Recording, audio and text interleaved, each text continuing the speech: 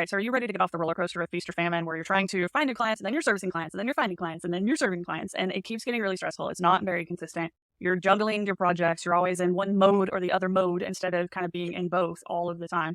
Right. One of the best things that you can do for that is building a client acquisition plan. And I say that very strategically. Like I'm not talking about marketing and sales, although those are part of it. The goal is to acquire clients. When we think about that differently, our natural neurospicy problem solving capabilities start to kick in, right? We look at what other ways can we acquire clients.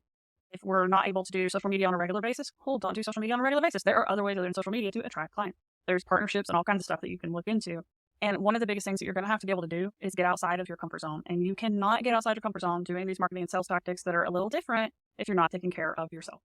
And we know that the first thing that goes out the window and gets abandoned when we get stressed out on that cycle of feast or famine is self-care, right? But when we take a step back and say, okay, I'm really stressed right now, we identify the stressors, we start working on them. We must also identify and create systems and strategies to be able to take care of ourselves so we don't get into that cycle of burnout anymore, right? And self-care is something that you have to be able to practice no matter your energy level or your circumstances, right? So for some of us, that may look like having specific tasks in our business that we do on those low energy days and specific tasks in our business that we do on the higher energy days. And for others, it may look like requiring transition time after different tasks, right? If I go out to eat with friends on a Saturday afternoon, I'm not able to work for the rest of the day because I have to decompress, right? So taking care of yourself is an individual thing that we all have to figure out and do. And it's imperative to do when you're stepping out of your comfort zone and finding those new clients.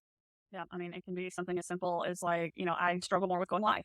It's not something that I get really comfortable doing. I need a transition activity before and after, right? I have to do something to prep me to go live for my marketing, and I need to have a little bit of downtime, a little bit of easy peasy, not peopling afterwards time, right? So being able to Not start to do peopling herd.